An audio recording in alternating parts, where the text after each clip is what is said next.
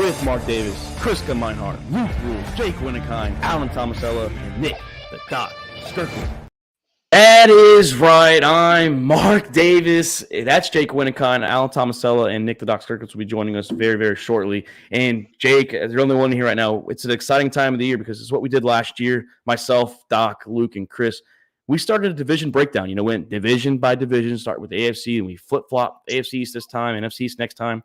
So we're going to talk Patriots, Bills, Jets, and, the Dolphins. So, hey, we're going to talk about them. But more important, before we jump in, man, how are you doing? How was the weekend? Doing great. Had a good, relaxing weekend. Been swimming. That's about it. Back to the grind today for sure. Yeah, I had a good weekend, man. Went and took my daughter to a place called Swan Lake. She got to see all the little duckies and whatnot, and got to do that. And then yesterday, cut the front yard, and then watched Xander Schauffele finally break through, finally get that major win. I've been comparing him to Ricky Fowler, and he finally did it. So unlike Ricky, Schauffele finally got it. And shout out to our boy Scotty Scheffler too, our criminal out there. Fucking PGA's the most wanted man out there. Just fucking go around traffic and then fucking get slammed against the cop car. But how you doing, Alan? How was the weekend, my friend? How was Florida? Yeah, man, I enjoyed it. Got drunk every day and just relaxed. Took in the American lifestyle. That's what I enjoyed the most. I sat out at the bar. Usually I didn't even talk with a lot of people. I didn't hang out with a lot of people. I was just chilling, watching the games, drinking, and enjoying the liveliness of the place. It was amazing. And I know it's something that I'm gonna miss while I'm gone. But I just took this opportunity really to just enjoy life in America right now. No, yeah, and Florida's not a bad spot to do that. I mean, you can ask Jake. I mean, I don't know if y'all linked up and hung out or not, but Florida's the perfect situation for enjoying a good lifestyle. Florida it's electric, man. It really is. But Alan, I saw that you're wearing an NFL hat, so I'm assuming you gave up on the New England Patriots. You're just sponsored by the NFL now? I'm wearing the NFL hat because it's the same colors as the Patriots. What are you talking about? Yeah, but you're also wearing Detroit Lions colors. This is not the NFC North. This is a property of. It looks like the Lions, though. It looks like the looks like property of the Lions. If you don't see that Brahma Bull, shout out to The Rock, But no, it's gonna be a good episode. Everyone that's out there, hopefully, it starts to get some people in here because this is an episode. These episodes right here, what we want interaction because this is where we start talking teams. I know we're still about 3 months out before preseason, really. And 4 months before the season. But this is the time where we start talking about the teams. It's never too early to talk storylines, and we're going to talk a good division. I think, for 20 years it was the Patriots, and we understand that. But now it's the Bills, the Jets, and the Dolphins, and the Patriots will see what they do. But that's what we're going to talk to. So if you're listening out there, please just join us in the chat room on Instagram. on Facebook, on YouTube, on X, known as Twitter.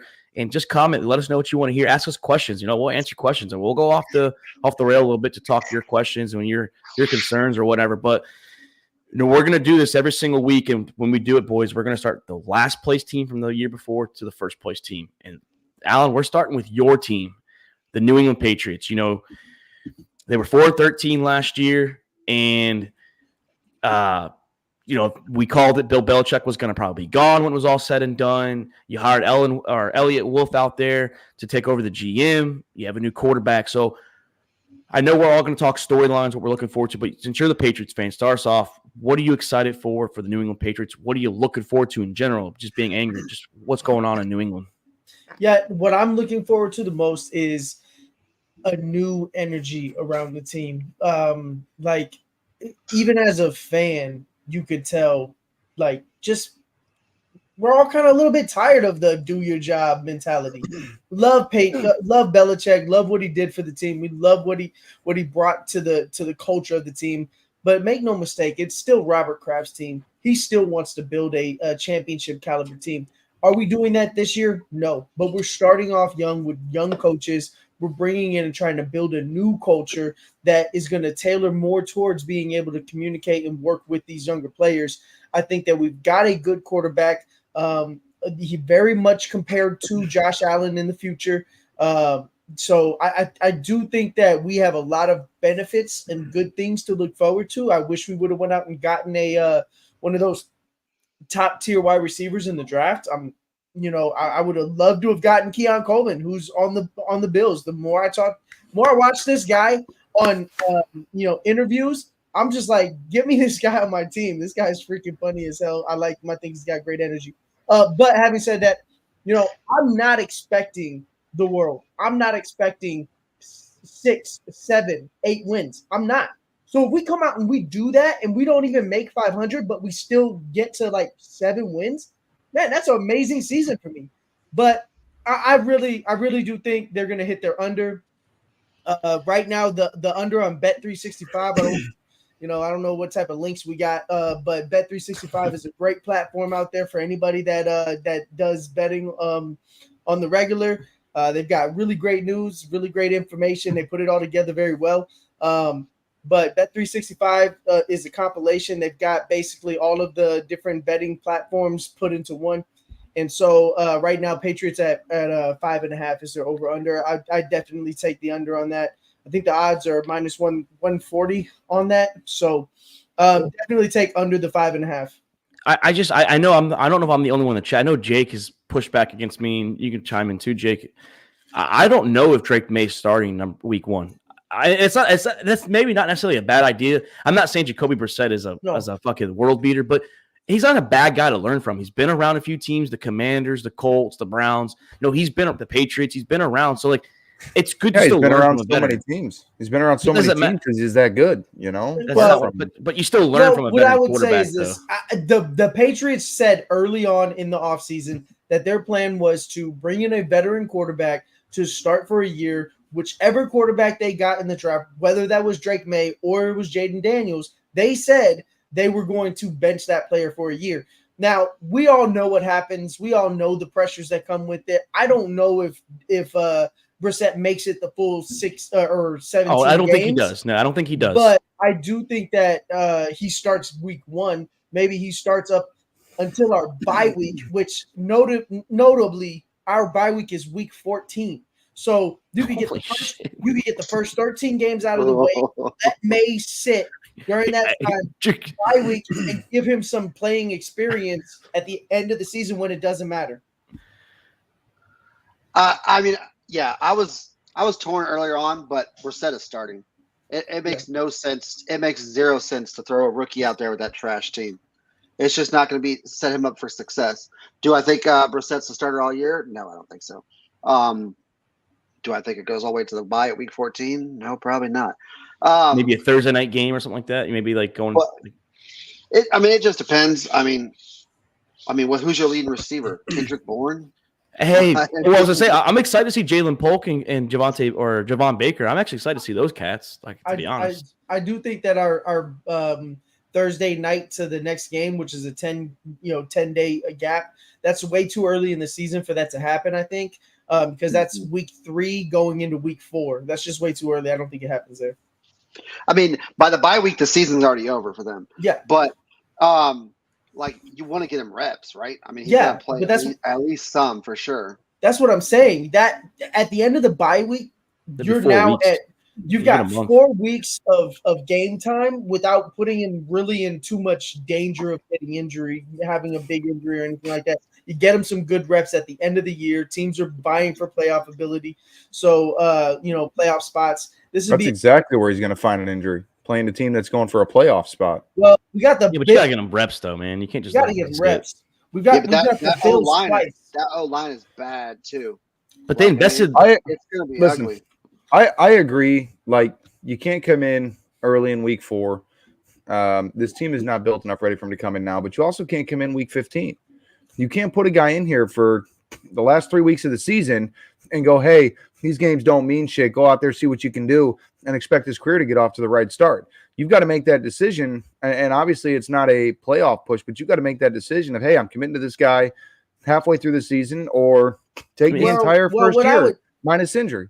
Yeah, you know what? I think that's a great opportunity. Sorry, guys, I'm talking a lot. This is my team. So, but at the end of the day, I do agree with that take the entire year off, stick with that game plan. But the thing is, Brissett is injury prone. And I think because of an injury is when May is going to get in. And that's fine. Yeah, that's fine. But could you imagine you're Drake May? You got picked up, number 3 pick to be the future of this franchise. And they're like, hey, man, season's a wash. Fucking go out there, do whatever you want. I don't care. Right. Like, where's your mentality? Where's your confidence at that point? You know what I'm saying? Guys are just showing up so they don't get fined at this point. Like, yeah, if there's an injury, you gotta do what you gotta do. But otherwise, hold out and sit that first year. And your schedule is tough. Like even if there's a Thursday game in there, like the Patriots schedule to me on paper, obviously it's May 20th, but like it's brutal. It doesn't look easy. I mean, I'm not saying the Cardinals are going to be good, but I think the Cardinals can compete. I think the Cardinals are going to be a team that is going to be in ball games but lose games. Like how I said with the Texans last year. Texans did prove me wrong. I said half of it was credit, but the Titans might be good on with the offense they have, and then the defense will see what they become. But that's later in the season. That's where you can maybe throw him in there. But their schedule for New England's not. It's not tough, and this defense is going to get worn out. It's going to get gassed. It's a really good defense. They're going to spend a lot of time out there. They were a top 10 defense in yards, but they gave up more. They gave up points, like 21 plus or something like that, which is not normal New England style. Well, but we are going to have you got New England offense putting you in bad field position. Yeah. Well, we're going to have Christian Gonzalez back, and we did get that corner. I do like our team. On the defensive side, I think that we can stay competitive in games, but like you said, our offense is just going to put us behind. Yeah. So I mean, it's just I want to see Drake May. It's obviously a new trio. It's Drake May, it's Jared Mayo, and it's Elliott Wolf. It's the new era of New England. We haven't seen the New England Patriots to this degree of trash since 2000 and before. And I didn't really watch football. I was watching football yet. I was only fucking 5 years old, so I don't remember New England being bad. I just don't. Yeah, they had maybe a bad year, like 8 and 9 with Cam Newton or whatever, but that's still decent with a aging Cam Newton can't throw a ball fucking 30 yards. So it's gonna be interesting. I can't wait to see this build, this turnaround with the New England Patriots. But the over-under I had, was 4.5. So that's where I know some sites have 5. A lot of sites are a little generous with the teams not having so many losses, but not so many wins neither. So it's like a grab there. But I say 4.5 is a good over-under. And I think you got to look at also the odds at those over-unders. Like I said, I think the under for the 5.5 was at -140. So, I mean, that's an obviously, you could move it. You could probably move it to 4.5 to get a more even odd on that. Yeah, everything I saw was 4.5. And I'm going under. I got like 2-3 wins. Yeah, maybe at max. I'm under, way under the 5.5. Definitely under the 4.5. I mean, it's not a bad thing. It's not a bad, not only is it a bad spot to be. You guys are in a rebuilding mode. You lost Brady, held on to Bill too long. Didn't really make the moves in the couple of years that Brady was gone. So now you do a complete breakdown, really go from the ground up, redo the blueprint. You guys will be fine. You're doing this is what salary cap's intended for. Yeah. Don't forget drafting a quarterback that was a bust. That was a huge setback too. I don't know. He took a picture of Tom Brady. This one's going to be no different. I mean, are you saying Mac Jones was the bust? I'm not even. No, listen. Yeah, he's saying Mac Jones was the bust and it was a setback. I'm not even going to say Mac Jones was the bust. They fucking held the training wheels on him. They didn't give him the full room to run. No, you had to put the training wheels on him because he was so horrible. I agree with Doc. No, you guys go to the playoffs rookie year with Mac Jones, and then what do? You hired Bill O'Brien and Joe Judge as offensive coordinator. Like, I'm sorry. I get it. He acted like a little spoiled little brat, but you guys fucking handcuffed him with Bill O'Brien. I'm sorry, not Bill O'Brien.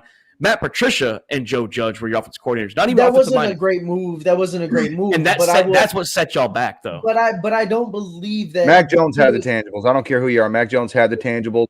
I'm not saying he had the raw talent, the raw skill, but he had the tangibles to grow and do like a Tom Brady. Tom Brady didn't have the skills coming in either. He got drafted in the 6th round. He didn't have the skills coming in either. So and he had to grow. Do you think that Mac Jones could challenge for Trevor Lawrence playing time? Oh, he's not going to because Trevor Lawrence Lawrence gets injured and then Mac Jones comes in and just starts showing all the tangibles that you guys are saying he has. Listen. Well, I didn't say all the tangibles. I just said y'all handcuffed him. This is a situation that we have seen. No, listen, this is a situation that we have seen time and time again in the NFL. It's no different. Any quarterback that starts out the way that Mac Jones did, you go play backup somewhere else. You don't just come in one year and like, yeah, I'm big dick energy. We're fucking swinging around here. This is my team now. It doesn't work like that, dude. It doesn't work like that. Everything is already destroyed. Doing it. What do you mean? But you don't make the playoffs, and then I get Josh McDaniels is going to go to the Raiders, and I get it. You have to replace him, but you don't bring in a defensive and a special teams coach to be the coordinator. And that's what hurt. I'm not saying Mac Jones was going to be destined to be Tom Brady, but I'm saying I'm not saying that either. You set him back where you had no potential after that. They didn't give him a chance. That's what the problem was. They didn't give him a chance. And then they continued to not put weapons around him. Would Mac Jones have brought the 49ers to the Super Bowl? I'm about Super Bowl, but playoff run. Well, is there a single starting quarterback that Mac Jones could beat out right now? There's nobody. There's not any quarterback in the league. Shit. No quarterback in the league. He might be able to beat Geno out, to be honest. I'm not a big Geno guy. I'm not gonna lie. You know what? Daniel Jones. Russell couldn't hack it in Denver with that great Sean Payton scheme that was coming in. Nah, he ain't beating out. I don't see Russell taking off in Pittsburgh. He could beat Danny Dimes out. I'll give him that one. He could beat. Come on, that's not even fair. That's a given. Hey, he said one.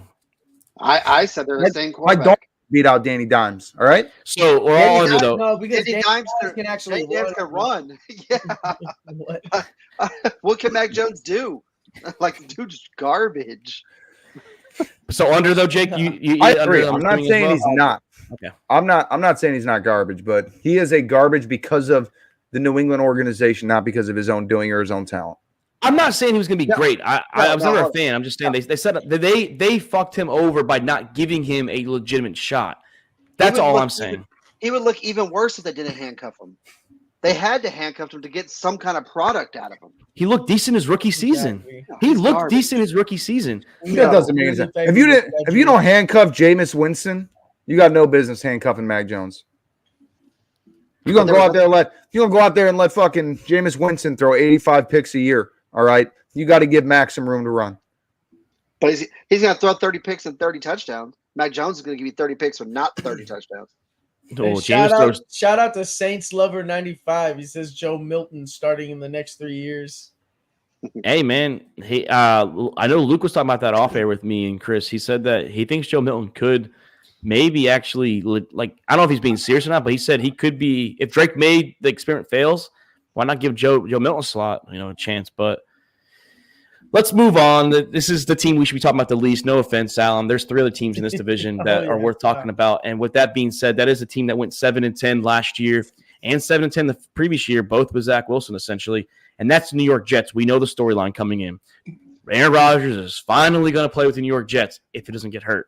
And I say that is because week 1 last year, 4 plays in the season at MetLife, he got hurt against the Bills. He's playing Monday night this year, but in Levi Stadium with grass. So the question, though, boys, is the real storyline is, are the New York Jets contenders if healthy?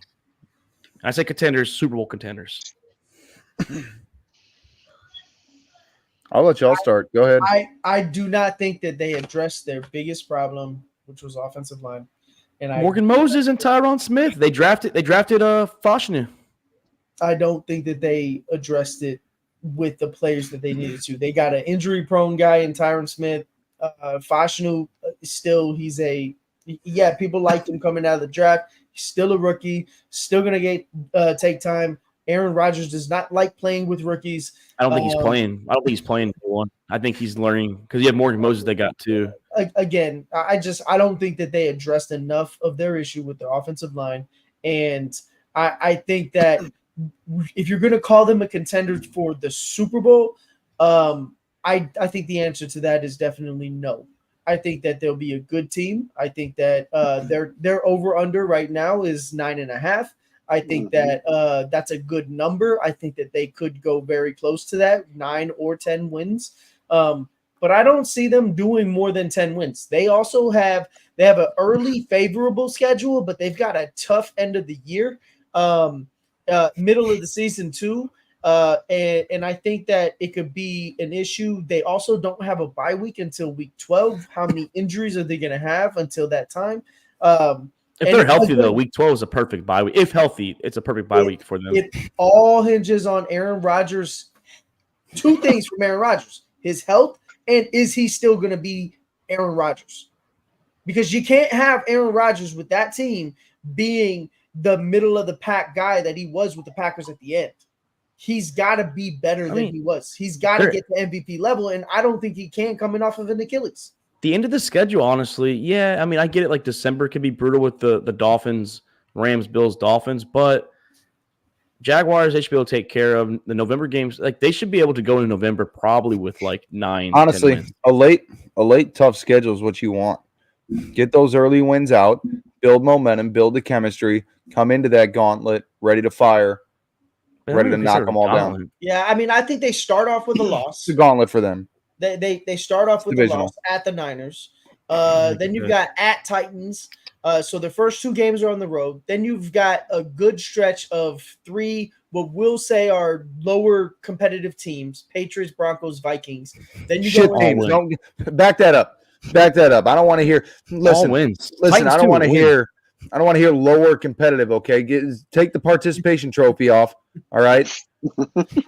All wins right there, though. I know Brandon. I'm not arguing. I know Brandon. I don't know what the Vikings are. Those are 3 shit I don't teams. know what the Vikings are because the Vikings could actually be a really good team. They have a solid offense. They have the offense, but it's what the quarterback's going to be. That's all. We just don't know what the quarterback's going to be. Hey, he's out here throwing jump passes in practice. Okay, I don't know. Is Sam? But the question is JJ even going to start? He's like the same thing with Drake May. It's going to be JJ. It's going to be JJ starting. So you're going to pay Sam Darnold $10 million to be on the bench?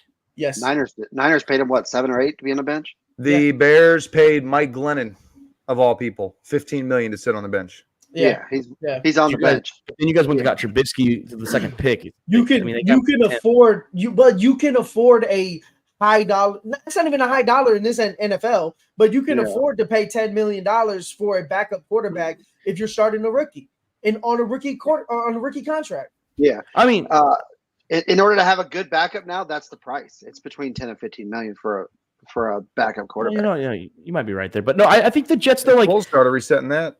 I think the Jets legitimately, if healthy, and that's the big capital I, capital F. It's the big. I mean, it's all it is. If they're going to be hurt, if Mike Williams is going to be hurt, if Tyron Smith's going to be hurt, well, Foster can come in and start. I mean, rookie tackles if you're normally a top 10, a lot of them are studs. So I think the Jets have a shot. I really do. I think you're sleeping on the Colts too. Colts were a very competitive team last year. They got Anthony Richardson coming back. They're a very athletic team. They're coached well. I think the Colts are going to be one of those sleeper teams this year. They've got a really tough middle of the schedule. You've got Bills at Steelers, at Patriots. I know Patriots suck, but Patriots play them well at home. Texans when they don't have a quarterback. When they don't have a quarterback, they play them well. This is a different team. Well, we played them well with Mac Jones. Division games. I'm talking about the Jets. They don't have a quarterback. Yes, you beat the Jets. That's right. With Zach Wilson, with Sam Darnold, with an aging Brett Favre, with fucking whoever else they've had. Fucking Ryan Fitzpatrick. Yeah, but you beat those. Again, this goes back to my previous statement that it all depends and hinges on what Aaron Rodgers are you getting. Are you getting MVP level Aaron Rodgers, or are you getting a 45-year-old man? I don't know how old he is, 44, 43? 40 coming off of an Achilles injury. I'm banking that he's going to be fine. Now, if he's hurt, yes, Jets are they are going to be probably a 4 or 5 win team. I get it. But I'm banking on hopefully Mike Williams, knock on wood, knock on that wood. He stays healthy. Garrett Wilson, Breece Hall. Like they have a good offense. The defense is legit. I'm thinking that just looking at their schedule, I'm thinking they will be 6-5, maybe 5-6 at their bye week 12. And then they go into at the end of the season, which we can say that it's not tough. We can say that it's tough. I mean, what are we thinking the Dolphins are going to be as a team? What are we thinking about the Jaguars, Rams? Remember, Dolphins in December, they fold. Remember that? It's true, but Jake saw them. Jake knows they saw them in the playoffs. If they go 5-6, are they still going to be able to make their 10 wins? Well, my thing, I'm with Alan. Like even we're not saying, health wise, like what Rodgers are we getting? Like, what if healthy Rodgers is 8 steps back? Like, we don't know what Rodgers is coming back from this Achilles. He could be healthy, but because everyone keeps saying, "Oh, if he's healthy, he could be healthy," but he could not be the same Rodgers. That's the issue. Like, we don't know what we're like with the Packers. He was starting to go down a little bit. We don't know if he didn't want to be there, if it was his skill. We don't know, but he was starting to go down. Like, do we know if that was, him aging, and now you're coming off an Achilles at 40 years old? Like, my money would not be on MVP Rodgers. I'm not asking MVP. I'm not asking for that. But I know, but that's what everyone's expected. But that's what you're going to need. That's what you're going to need to be successful. Correct. Is MVP Rodgers. 35-10 is going to be good for Rodgers. That's all. 30-10. That's perfect for Rodgers. That's good enough to get you the playoffs with 11 wins right there. If Rodgers could be a 3-to-1 touchdown interception ratio like he normally is, he should be fine. Now, can he scramble still? That's yet to be seen. Can he throw a ball? Yes, he can throw a fucking ball still. Can he move in the pocket? That's this question. His throwing ability is not going to lose its edge. It's the legs. It's literally the lower body. Can he run? That's all it is for Rodgers. But you said Super Bowl, right? Isn't that what we're talking about? You said a Super Bowl run. Super Bowl contender. In order for Jets to, I have them as a playoff contender and like a wild card, not even Super Bowl contender. But Mark's original question was Jets as Super Bowl contender, and that would take an MVP Rodgers. Otherwise, no, Jets are not Super Bowl contenders. Let's take them at their over/under at 9.5. I mean, where are you guys going on their 9.5? I had 10.5. So I'm right there. I have 9.5 also. I have over them. I'm right there. I'm barely over 9.5 at 10. Yeah, me too. I'm right there at 9 or 10. But the thing though is for Super Bowl contender still, I don't believe that Rodgers has to go be 45-3, 45-5 because this defense is legit. That's the other thing. We're not even talking about Sauce Gardner, Hassan Reddick, who they just got in the offseason. They have a defense. I mean, this is a really good defense out there. Yeah, they do have to be more run heavy as an offense. And again, I don't know if they address the offensive line enough to be a run dominant team. And yes, Aaron Rodgers will be best. We saw it with his Packers years later in his career when he won those MVPs. They were better as a run dominant team, and he was playing off play action.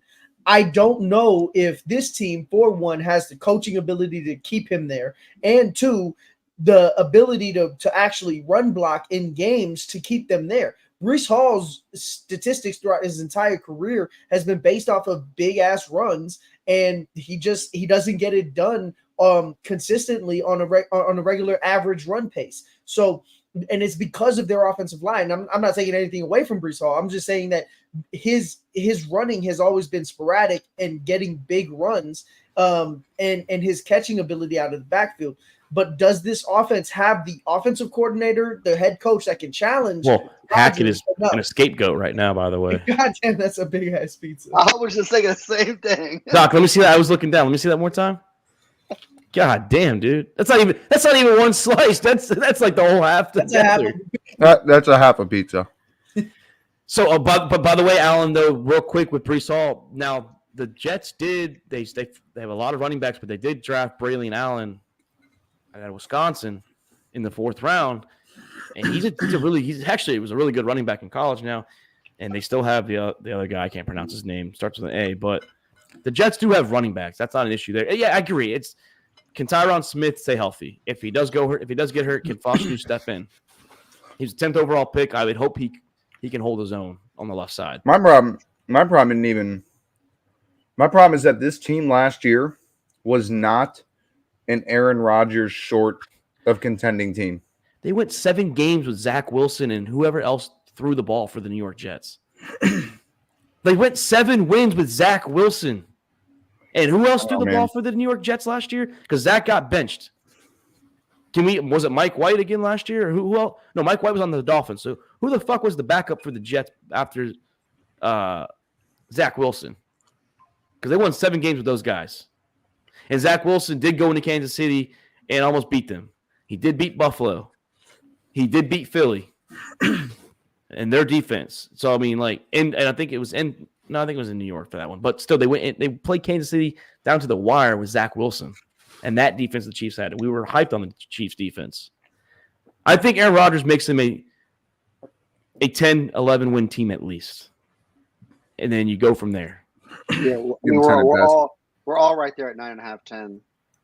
Well, I legit have 11 or 12. That's where I think they're 11 or 12. But that's me. And they're gonna have to catch some breaks. I think just to get to 12, they're gonna have to catch some breaks. Yep, and that's fine. I mean, let's move on to the second place team last year. Who talking like a broken Achilles? Speaking of a team that has had a history of quarterback injury, not last year though. Tua did play all 17 games. The Miami Dolphins finally 11-6.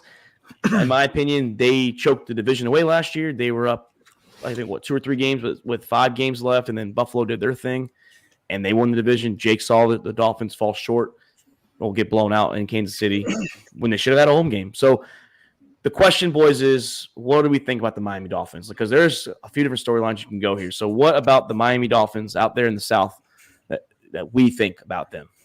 I still have a lot of question marks about how Tua has played unsanctioned in the NFL after throwing up gang signs when he got pulled to the turf a couple years ago. No suspension, no nothing. Dude was throwing up gang signs. Like, what are you doing? And the NFL just did nothing about it. We just going to ignore that? Well, they should have. He should not have been playing at all. But hey, whoa! He wasn't concussed. They let him back in the game. Yeah. Whoa! His back. It was his back. Remember, it was his back. It was. I think that Miami takes a big step back. Multiple reasons. This Tua contract situation is a big offseason deal. I don't think it gets done. Right now, they're nowhere close to a deal. He's already rejected a few deals. Miami wants to add basically not that many guarantees. They want to have some injury bonuses, playing time bonuses. Absolutely. I agree 100%. I'm not knocking him for that. I'm just saying Tua's not going to take that. I mean, which makes sense. Like if he's a concussion away from career ending, he wants guaranteed money. You know, why is he going to take all these bonuses when he could be one hit away from being done? But that's going to be a huge off-season issue. I mean, you lost Robert Hunt. You lost Christian Wilkins. I mean, you got Odell. Whoop-de-doo. But so how well that worked? I know. And they can't stay healthy all year last year. Hurt constantly. Their defense, and they might be starting. Jalen Phillips and Bradley Chubb might not start right away neither. They're not. Yeah. Which are big losses. And that O-line was already beat up last year. I don't think they did anything to improve that O-line. They have them at what, 9.5? Then you got 9.5 too. So. Well, I have the over because my over half was 10.5, so I have them at 10 wins, which is just a step back. But I mean, is Jalen Ramsey going to stay healthy? You know, he missed the whole first part of the season until December, right? November, whatever time frame he came back. Miami's defense actually wasn't bad last year, but then they got a major cut. Stay healthy. Well, they released a lot of guys. They did bring in Jordan Poirier. They made some terrible moves, yeah. Like if Poirier is healthy, okay, that's cool. Like I still think he's got a little bit of juice left if healthy. But I mean, they lost Van Geikel, which Allen was a big fan of him. Oh, absolutely. You know, Christian Wilkins, like you said, that's a huge one right there. He's one of the best interior defensive linemen. But they did bring in Fuller too. Fuller was a good pickup. I like that. I don't know about Miami, man. Like you know, I know I give Shanahan a lot of shit, and that goes back to the Super Bowl. It goes back to how he is in the big games. Mike McDaniel is a fucking watered down Kyle Shanahan. He is in his ego. Yeah, he's a Walmart. He's a Walmart version for sure. No, he's Kmart version, and that's out of the bankrupt. Dude, he's Goodwill version. You could get him for pennies on the dollar and fucking somebody donated him. That's how bad. I think he's a fucking cornball. I think he's a goof. I think he's an absolute joke. I think he's funny in the headset, but I think he's an idiot when he talks on it because he tries way too hard. You know what you're not taking into consideration is that none of that matters about his perception from the media. It's all about how his players feel about him. And they're going to get tired eventually. Motivate his players. And I think that's what we saw last year was a buy-in.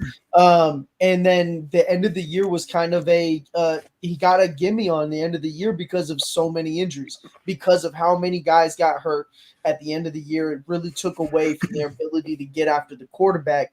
We're going to see that early this year. But here's the thing, looking at their schedule, they have a very easy chance of going 4-1 in their before their bye week. The start of their season is very easy. Then they get into a little bit of a tough stretch. They got like a 3-game tough stretch. I am counting the Cardinals as a tough stretch because I think the Cardinals can be competitive, like you said, Mark. Well, they do go 4-1. I'll give you that one because I have them losing at Seattle, and that's my only loss that stretch. Yeah. See, the thing with the Dolphins, I 100% agree. First, 3 of 4 is at home. But the thing with the Dolphins is they cannot play in the cold. They are straight Floridians. They're like a fish out of water. They are. And starting 3 out of 4 at home, which means that towards the end of the schedule, it's going to be in the cold. The last 4 games, it's going to be in the cold. 3 on the road. But it's a game at Texans. Then you got the Niners at home. Then you've got at Browns, at Jets, both cold games. So I agree there. It's going to be a tough end of the season again. I think that Jets game could be for the division too. That could be kind of like last year. It could be you win and you're the division leader against it was against Buffalo. As competitive as this, and we'll get into the Bills schedule after this when we talk about the Bills. But as competitive as this division can be, I think 10 games is going to win the division as a tiebreaker. It's going to be 2 teams, maybe even 3 teams will have 10 wins, and it's all going to come down to tiebreaker. Go ahead. I was just saying because I want to go right back for that excuse for the injuries because last year that offense was healthy. That offense was healthy at the end of the year. So and that's when they choked. They blew that division lead. I mean, I don't care. It wasn't Buffalo winning it. They 100%. Blew it. And I'm tired of the excuses. And that's why I think Mike McDaniel is. I give Shanahan hot seat consideration. Mike McDaniel needs to be on the hot seat, like legit. Like he needs to. I can't. He does. He hasn't accomplished anything with this team. No. I'll give him a pass. I will give him a pass if he can get rid of Tua and they can bring in Dak Prescott next year. I'll give him that pass. Go get Dak Prescott next year. But I don't want to hear it because you're supposed to be this fucking new fucking guy, this new hip play call like Kevin O'Connell. Without McDaniels, this team is not where they are right now. They're not even bullshit without McDaniels. You bring back Mike Flores, whoever his fucking Brian Flores, he would be fucking leading this team, guaranteed. This entire team was ready to string him up. They were ready to. They were ready to string him because they wanted him to tank. They wanted him to tank, and he was still winning 6 and 7 games with a team that they were purposely trying to tank with. It wasn't just the ownership, though. It was the players. The players couldn't stand him either.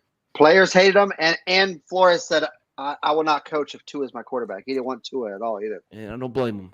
But still, this goes back to Kevin O'Connell can fucking make quarterbacks work. While Sean McVay can make quarterbacks work. Why can't fucking Mike McDaniel do the same thing? These other guys. McVay's quarterbacks have been Jared Goff and Matt Stafford. And he took Jared Goff to a goddamn Super Bowl. A Super Bowl. Okay, so last year when Jared Goff was in the conference finals, everyone was like, oh, look at how great Jared Goff has been. Jared Goff's not that good. And they're giving Ben Johnson. I think Jared Goff's a good. I think it's better than Tua for sure. But Mike McDaniel's supposed to be this new hot hit fucking guy, and he came there knowing Tua's going to be the guy, and he's going to make Tua this fucking world beater. And he's only got Tyreek Hill for another couple of years. So I'm telling you right now, if you don't win with Jalen Waddle and Tyreek Hill after 2025, his ass needs to be fucking fired. He's got 2 years to do something. We already done there because Tyreek's got to retiring. But we all just agreed that the Dolphins were beat up last year, correct? That's not or what? Yeah, Dolphins out there looking like they need some Ace Ventura. Their offense was not beat up, and they shit the bed. Their offense did. Tyreek was hobbled the whole end of the season. Everyone's fucking hurt in December. Everyone says we're hurt in December. He was nowhere near close. But don't play. And I give him another couple of years. He's not out yet, but look at the numbers. Tua's trash. Look at Tua's numbers. That's got to go to Mike McDaniel. It has to. He's literally the best quarterback Look at his numbers. He had the best deep throw percentage, and he had the most air yards. You guys shit on Tua because these guys are wide open, and now we're gonna say, okay, I never shit on Tua. No, Tua has been accurate, but Tua has been accurate, and he's accurate because guys are wide open. Your guys exactly with the back of his head finding the turf. He's wide open. Why? Because of the play calling. Because Tyreek Hill is fucking wide open. Because Tyreek Hill is a dog. They're taking advantage of his ability. And that's coaching. It's coaching. Well, like I said, he better win now because when Tyreek Hill's gone in 2 seasons, he's not going to have Tyreek Hill. And Jalen Waddle might be gone too because I don't know if Jalen Waddle's going to stick around with this team. Because I'm telling you right now, Miami is not, like Jake said, big step back. I don't believe in Miami. They are not it. They are a watered down 49ers. They've literally gone backwards. Like they built this team that could have been great. And then, like, started almost a fire sale with a lot of people, just started dumping people, trading for nothing.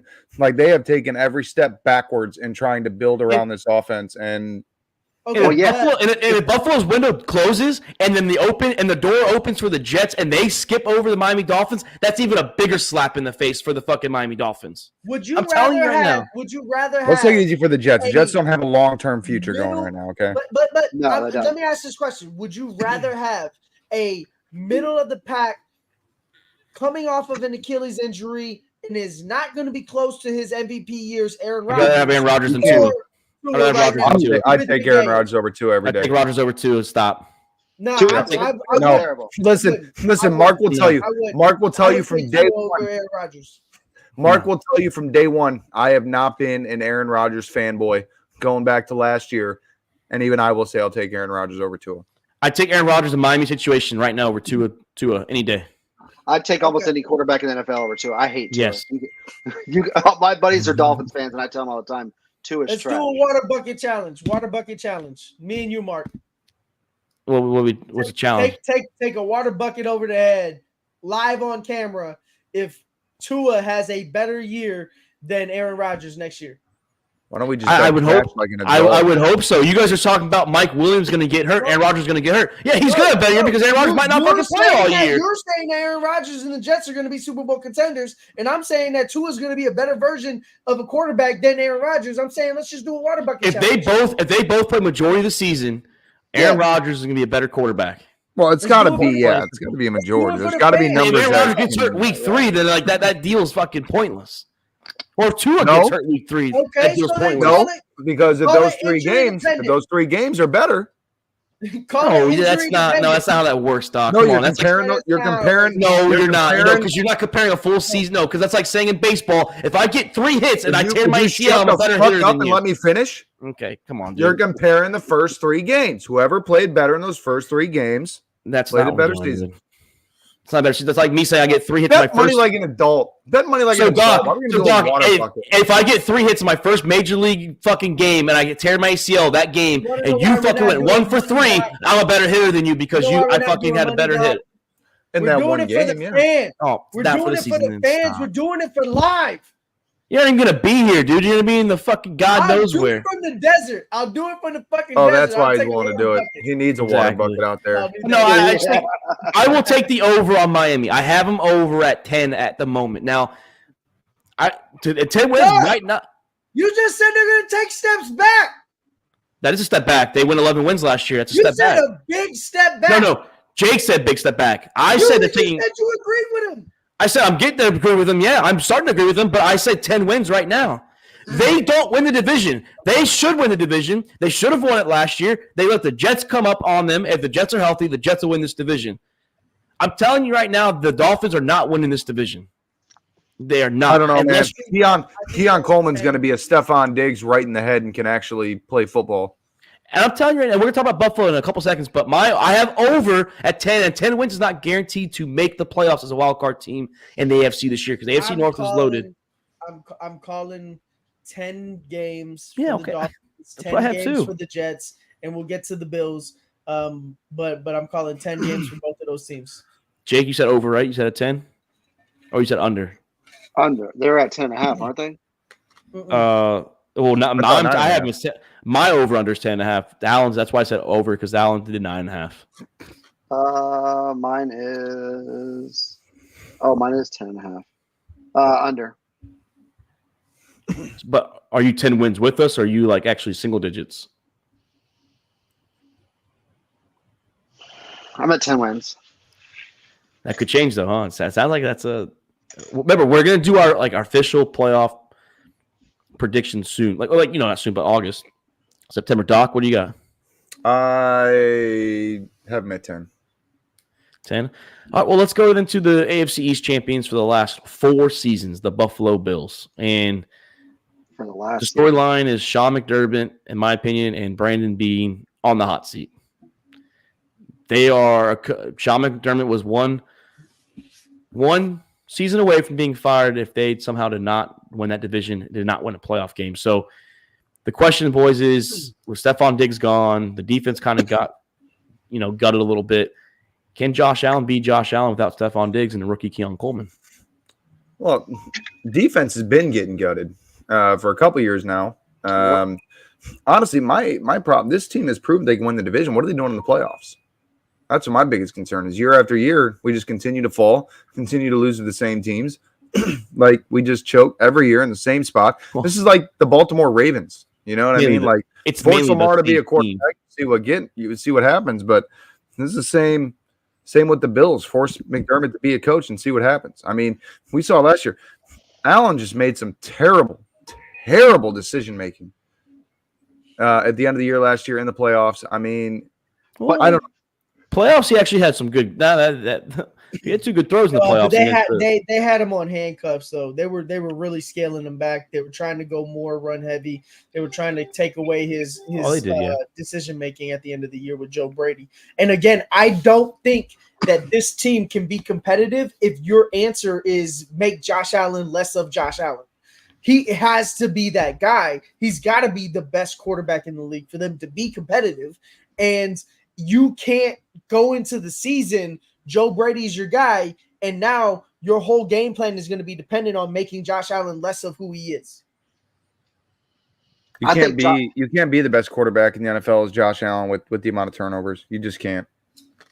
No. And I mean, it doesn't get talked about enough. I mean, a lot of times it's on Josh Allen.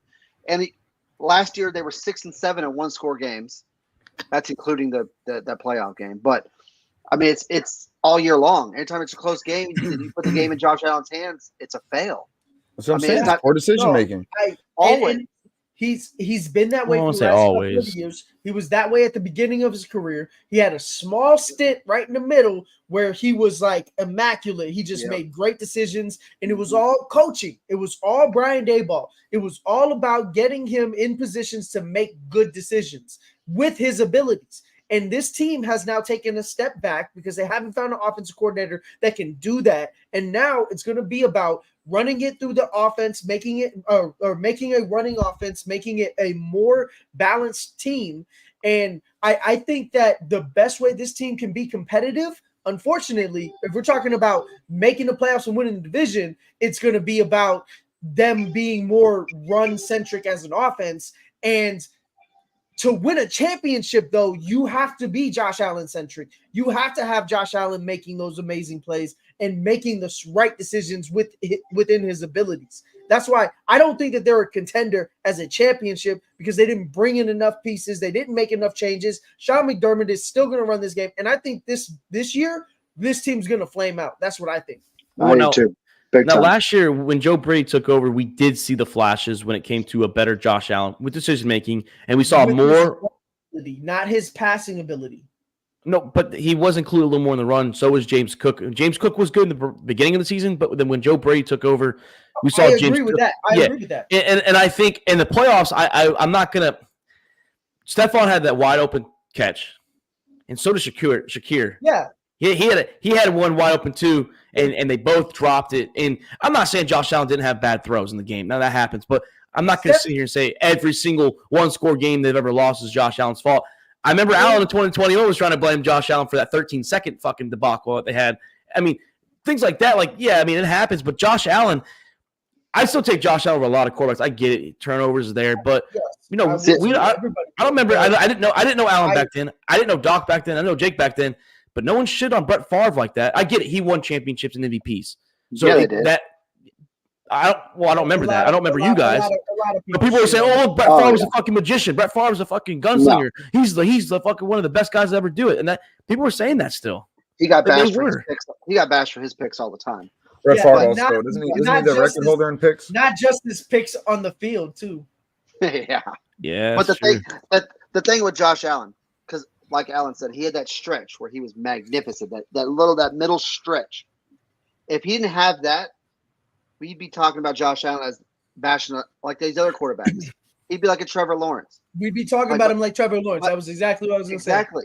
But he has that stretch, so now everyone holds Josh Allen to this huge pedestal. I will say this. That pass to Stephon Diggs, that Diggs 100% should have caught, that would have actually won the game. That was a pass that Shakir too. No, but I'm talking about the pass itself. I think that there's maybe two guys in the league that can make that throw, and that's Josh Allen and Patrick Mahomes. I think those are the only two guys in the entire league that could. Doesn't matter. Josh Allen's fault because it's Stephon Diggs. Josh Allen's fault. Period.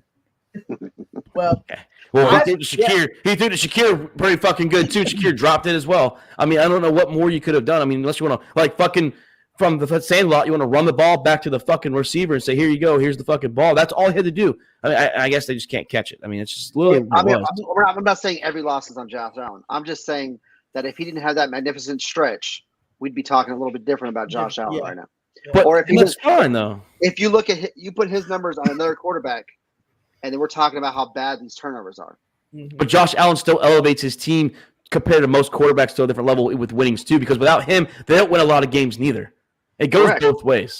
And that's what I'm saying. But it shouldn't, because a lot of these times it's some bad turnovers on Josh Allen. Turnovers by him. But he did look better with Joe Brady, and maybe Joe Brady. I'm not saying it's gonna be Brian Daboll, but maybe Joe Brady brings him back. I don't think he looked better with Joe Brady. Yeah, I think that Joe Brady, is what I'm saying. They put handcuffs on him, and they really took away the offense from him and made it. You have to run the ball, and they took away his ability to make plays with his feet. They pulled a Mac Jones on him. They did. And then the other thing is they've got a really tough middle of the season and end of season. Well, not end of season because they got the Patriots in the last 3 weeks. But I do think that they've got a really tough stretch from about I'd say almost week. If you go week 4 through week 15, they've got probably not 8 teams that are very tough teams to play against. And I think this would be a flame out year. I don't know if they can get lucky like they did last year, where they had that flame out and then they turned it around and really took it off. Because who's going to be the scapegoat this time? Who's going to be the guy that you take out of your coaching staff? McDermott. He's going to be. He is. It's McDermott. He's gone. He has to be. He has to be that guy. How about this? I don't think that they do it. What the Bills need to do, I don't give a shit if the Bills get the AFC Championship. Fire Sean McDermott, bring in Ben Johnson. That solves your problem. That solves your problem. They needed to fire him this year. My question is this: Buffalo's defense got worse, 100%. So they're going to have to outscore. They're going to have to outscore teams this year.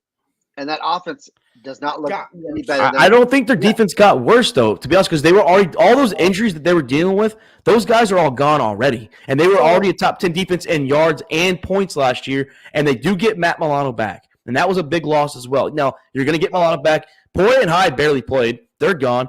Fucking Tre'Davious White never played. He's gone. So you cut those guys that barely played. Did their defense get better?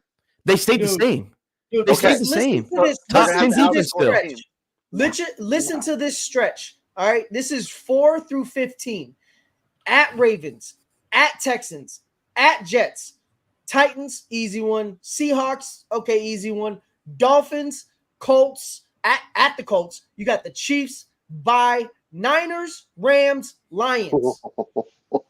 Bro, nobody's addressing the real problem with the Bills right now, and I'm kind of upset about it. You know why the Bills are struggling? How many snaps did DeMar Hamlin play last year? Oh my God, dude, come on! Not enough. No one cares about DeMar Hamlin.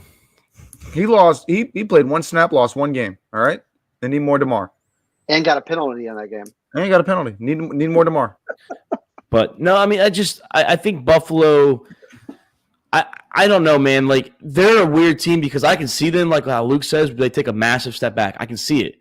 But I also think that Josh Allen and Joe Brady are going to have that connection this year. And I think not just Josh Allen and Joe Brady, but the running game and Joe Brady. I like James Cook, and I'm telling you right now, Ray Davis from Kentucky is a fucking beast.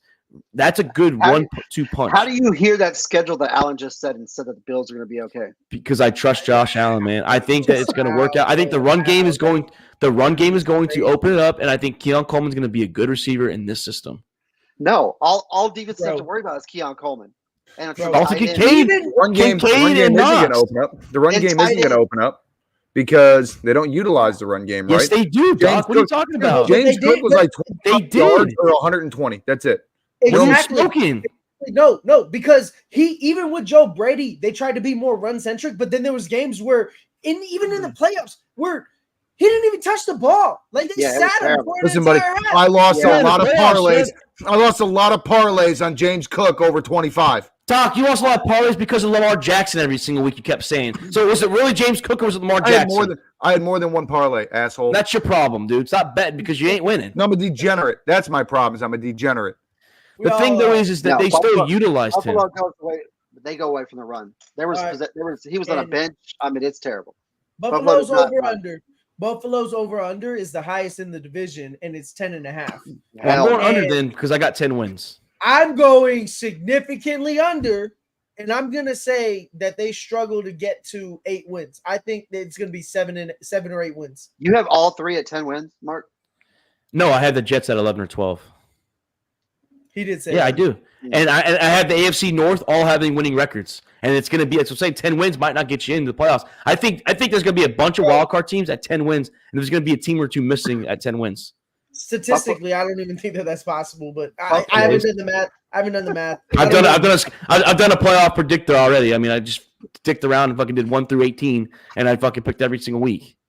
Mark, I want to apologize. You were absolutely right. I stand corrected. They certainly used James Cook correctly in 17 games, 237 touches. You see, you're missing the point. Rushes, 1,100 yards and 2 scores. You're missing the fucking point. You are literally sounding like someone that just hears one thing and don't hear the other. We said when Joe Brady took over. Did Joe Brady was he there for all fucking 1 through week 18? No, he didn't fucking call all single game. He wasn't out offensive coordinator. He was a QB coach for a while. Buffalo's nowhere. Stats. Buffalo's nowhere. I was agreeing with you. Mark, I was agreeing with you. I don't know why you're upset, dude. I said I stand corrected. I said I stand corrected. Because you heard you. No, he's standing corrected. He's saying he's right. I said you're right. They used him right. He got 1,100 yards. He said I said corrected. Okay, yeah, I heard it wrong. I heard it wrong. Yeah, but I said that you stand corrected. Jumping down my goddamn throat. I think Joe Brady will utilize, and I think Ray Davis is going to take a load off James Cook. That's another running back that is going to be utilized, I think, and he's good. I mean, he's a legitimate running back, and it's going to be good for John. And I think Kincaid and Dawson Knox can be utilized, a 2 tight end system. It's not a horrible. Dawson Knox can take a seat. I only need Kincaid. They've been trying to do the two tight end set for what? Not 2-3 years now? Yes, not Buffalo. Have. No. When did they drop Kincaid? No. Last year. Yeah. No, they had Dawson Knox. They had Dawson Knox going strong, and then Knox got hurt, and Kincaid came in and balled out. And then when they came back, they stopped using Kincaid. Knox was like really in the blocking scheme, and Kincaid was in the passing scheme. Okay. Yeah, they had Kincaid last year. Now, I mean, I'm okay with them having an 8 or 9 season and they fire McDermott because I'm telling you right now, I think Ben Johnson would come coach Buffalo, and I think that would elevate Buffalo in 2025. Not obviously that doesn't do anything next year, but I say fire Sean and go get Ben Johnson, and Ben Johnson would be loving where he's at with a quarterback of his standards. And hopefully they build around it the right way in 2 years. Now that doesn't help next year, but you're calling them 10 wins, and you're saying that they're going to be you're saying that they're going to be okay in these games, but then you're also saying that they fire Sean. Like, yes, they're going to fire Sean. Yes, it does. Though. You can win 10 games and get fired, dude. What are you talking about? You can go because they have him on such a loose leash. He's literally been able to get away with it for so long already. I don't think that changes if they win 10 games. I think Brandon Beams pulls the trigger, man. He's like, it's enough's enough. It's time. I mean, you're not winning in the playoffs, like Doc said. You haven't been on a deep playoff run since 2021 or 2021 was the last time you were in the divisional round. Well, your division round last year, but you haven't been to the AFC Championship besides the 1 year in 2020 when you did lose to the Chiefs, and that was respectable. You start there. But you can say that about a lot of coaches, though.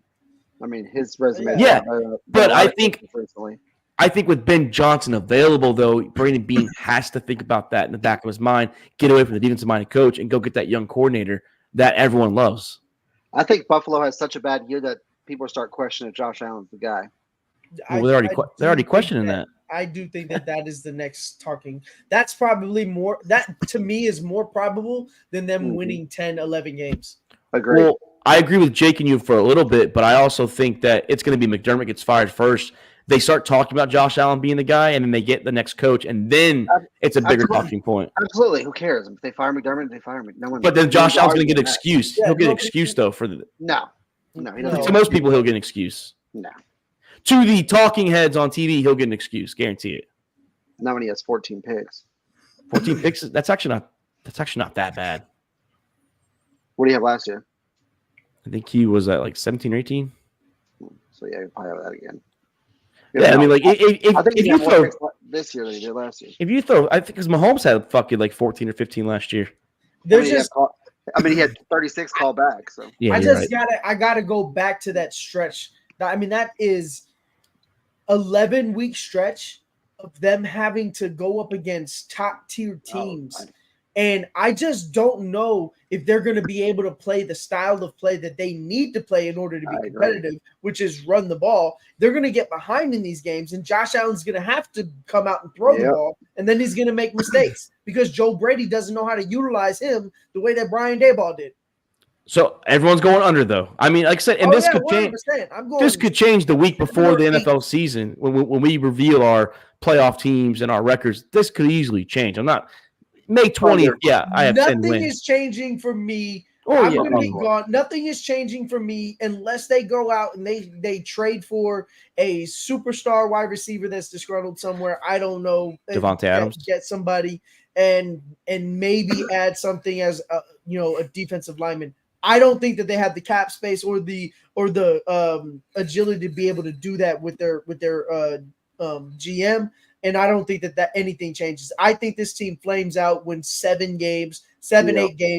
I'll give them that. They would be last in division if the Patriots were absolutely garbage. True. Absolutely true. For sure, yeah, for sure. I'm not even knocking his because it's Allen's team. No, I mean Allen already said it. He said it already. If the Patriots weren't hot. Writing's on the wall. Buffalo would be last in the division. Alan, though, I wish you were here last year when we did the all this talk, and we were talking about the New England Patriots, and we clipped the YouTube of me saying that they're not going to win 5. Well, no, that's what I was saying on YouTube on the reel we did, or the short YouTube shorts. I clipped the video of me saying that Belichick's gonna be fired. They'll be lucky to win 5 games. Maybe they'll sneak 5 because it's Belichick.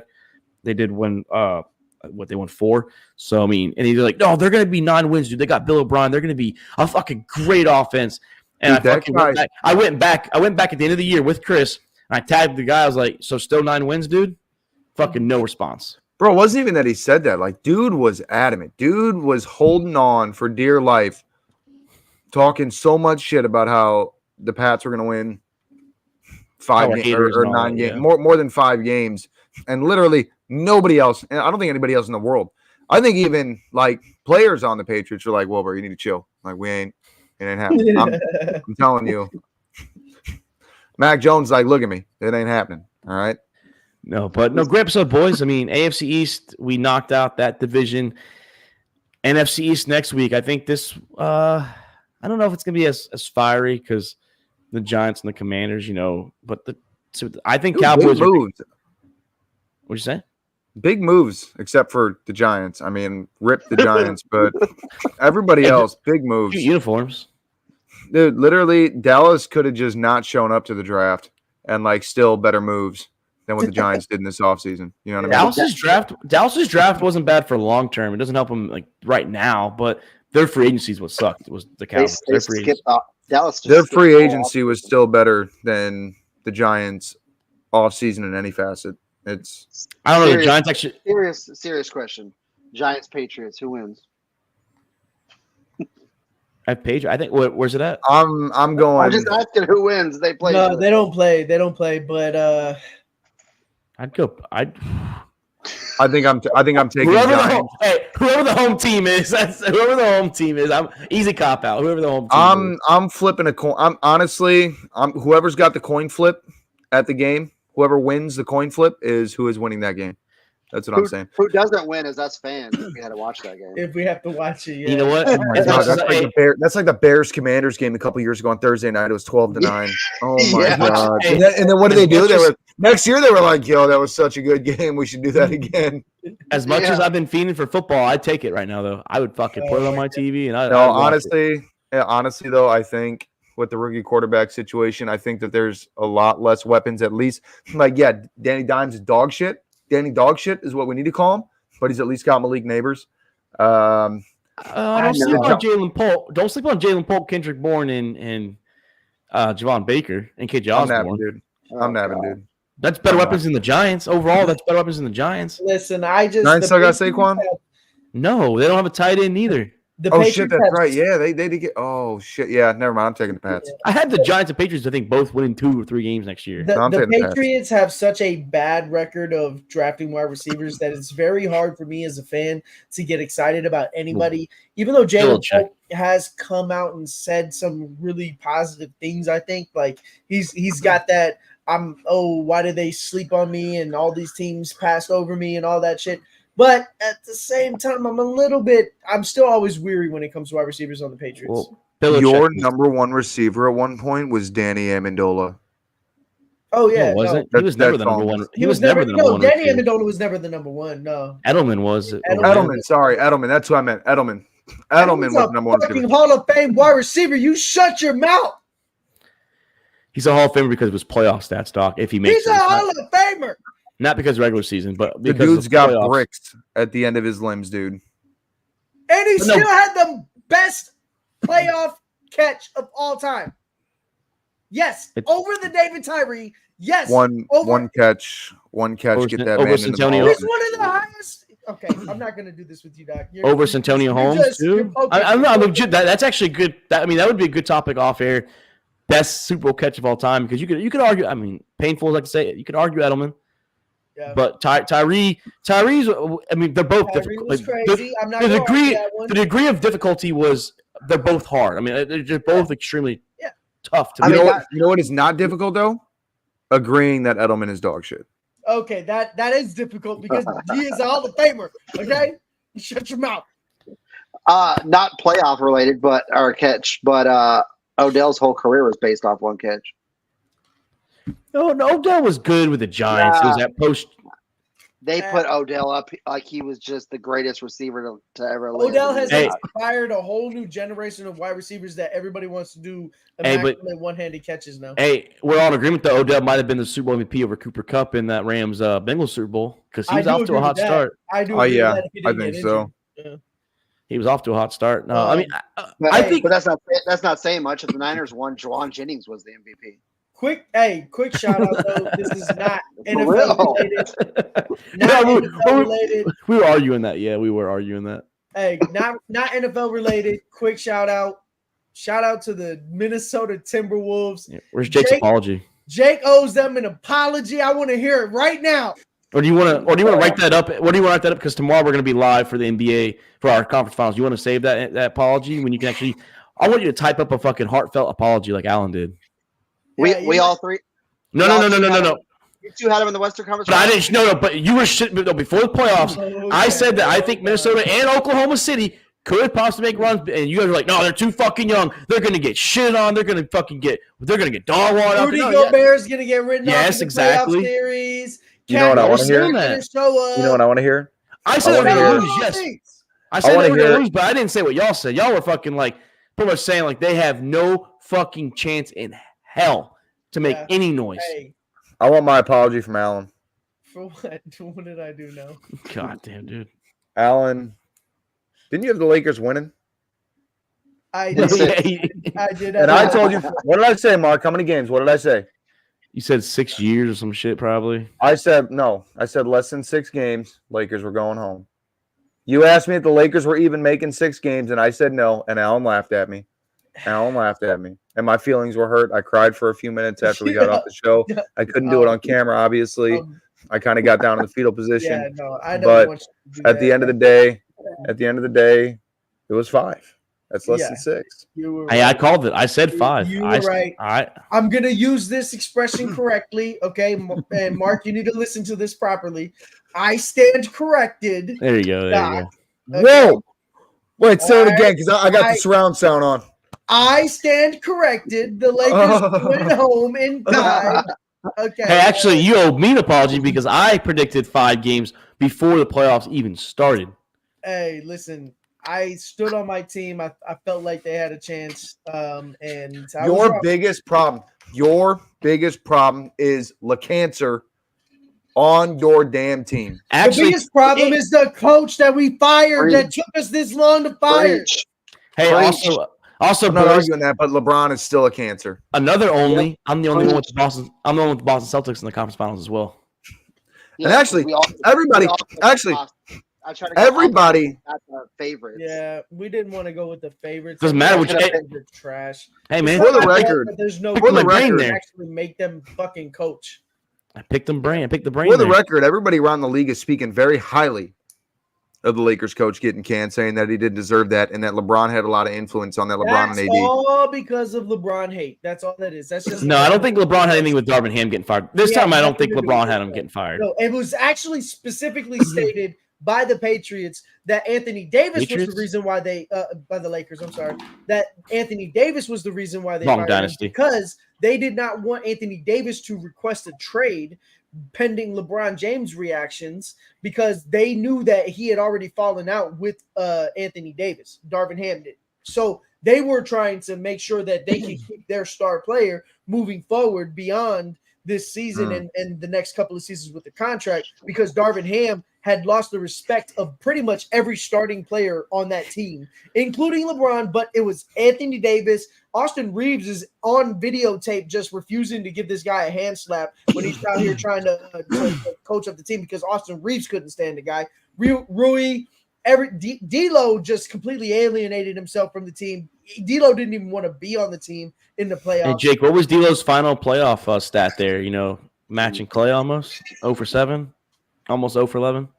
Hey, well, I want to tell you right now, the least of y'all's concern right now is LeBron because you're absolutely right. It's him being on the team is about to get Bronny's dog ass to the team that y'all are going to have to deal with for a few years. No, but Lakers about to waste a fucking pick on Bronny. Good luck with that, Jake. We're gonna talk offseason because I want to ask you, Jake, in the offseason, when does Steve Kerr, when's his leash gonna start coming off? I mean, it started to come up during the middle of the season, and people were kind of calling for his job, and then they kind of turned it around a little bit. I feel like Jake thinks I just target all his teams with coaches because no, you just target coach. You're just a quick fire coach guy. That's what. Steve Kerr. I mean, I'll give Shanahan the pass. I'll give Shanahan the pass because you're right. He just signed a contract, but I'm saying by the end of his contract, he better win a Super Bowl by the end of his contract. Mark's out here looking for skate coach. Didn't Steve Kerr just get paid too? That's what I'm. Actually, yeah, he just signed an extension. Yeah, that's what I'm saying. But are you as a fucking Warriors organization going to accept if you guys don't make any moves, Steve Kerr to run this fucking organization to the ground? I don't think that he runs it to the ground. I think it's more a problem with the GM. But yeah, if we don't make any moves, then how's that Steve Kerr's fault? The roster we have right now is not. Doesn't Steve Kerr have like a lot of say in that fucking what goes on? I don't think he's ever really been involved in their decision making process. Come on. I'm just saying, like going back into the GMs do all the work with the Warriors. But I mean, was it Steve Kerr's fault that Wiggins and Clay couldn't make a shot to save their lives? Literally to save their life. Shout out somebody on Twitter saw this and said it.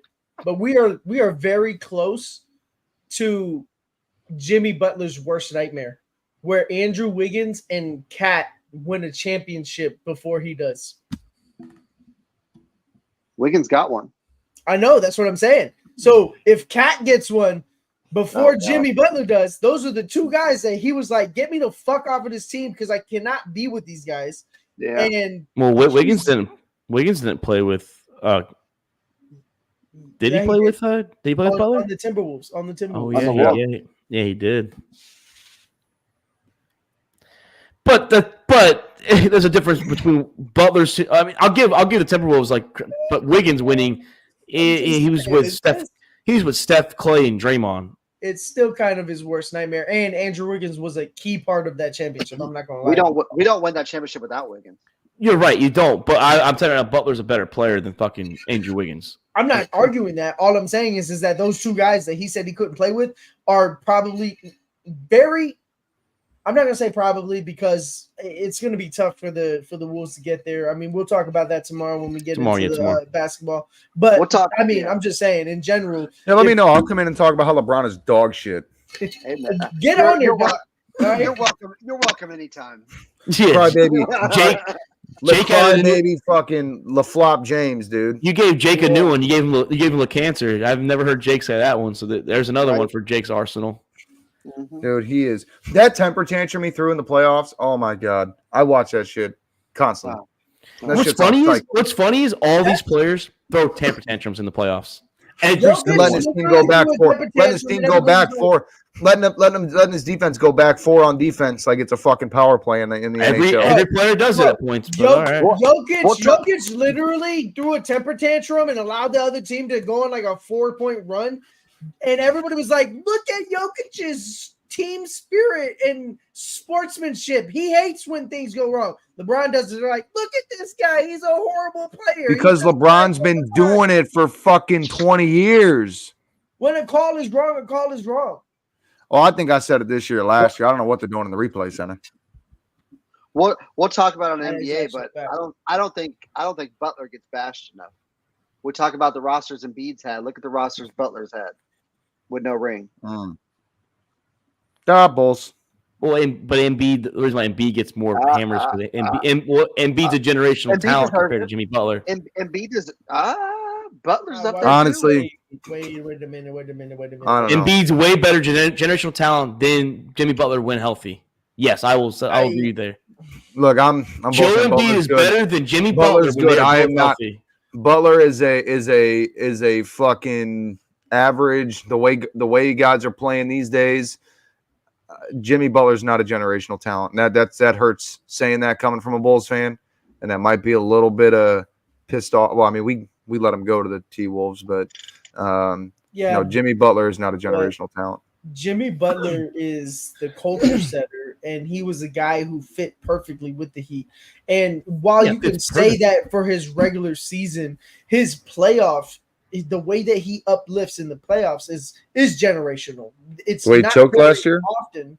It's not very often. No, he didn't choke last year. He didn't choke last year. He just choked last year. Tired, what are you talking about? He just got tired. We were the 8th seed in the fucking conference, is the East Conference, and we fucking played the top Nuggets 2 seed in the Nuggets. Yeah. What are you talking about? We choked. We were the underdogs. Now we were underdogs the whole way. I am not saying that. All I'm saying is those last couple games that I watched, Jimmy Butler dropped the ball. Hey, once you watch the whole playoffs where he's fucking has to fucking run 40+ minutes, he's fucking gassed out there. You're lucky I watch any fucking Charmin Basketball Association to begin with, okay? It's soft ass sport. You're lucky I watch any of that shit. We talk about generational player. Nikola Jokic has never beaten a team in the playoffs that has a higher seeding than 6. Go look that up. I do not have the patience for that. Talk Joker? Joker has never beaten a team that has had a higher seeding than 6 in the playoffs. I'd have to go back and look at that. I don't know off the top of my head, but that's crazy. That is a fact. I saw. I looked at stat. I seen it today, and it is a fact. Damn. Yeah, I'd have to like go just look that up for shits and giggles. So a lucky run. Yeah, I mean, he went up against the Lakers last year in the conference finals, which were the 7th seed or 8th seed, I believe, and then the Heat in the finals. and then they were a high seed, so they went up against I think the 6th seed and in the first round. And the year before that, Warriors knocked them out, didn't they? Yes, they've lost to any team that's been a higher than a 6th seed. They've lost to in the playoffs. All right, I got a long day tomorrow. No, yeah. Let's sign out. Great episode, boys. As always, like I said, tomorrow me and Alan and Jake will be here, just doing a normal recording. No. Hop in, Doc. Hop in, Doc. What's tomorrow? Doc ain't hopping in for basketball, dude. No, I would. I got a busy week this week, Doc, dude. Doc probably hasn't watched one playoff game. Dude, I got the Vietnam traveling wall coming. I don't have a Memorial Day weekend, boys. Oh, okay. Well, anyways, great episode. Can't wait to get here tomorrow and next week with the NFC East. Not sure it's going to be on that, but shout out to you, Alan, you, Jake, and Doc, and Chris and Luke out there as well. I'm Mark Davis. This is All About the Boss podcast. Good luck to the AFC East teams. We will have the true predictions coming out in September right before the season. Good night.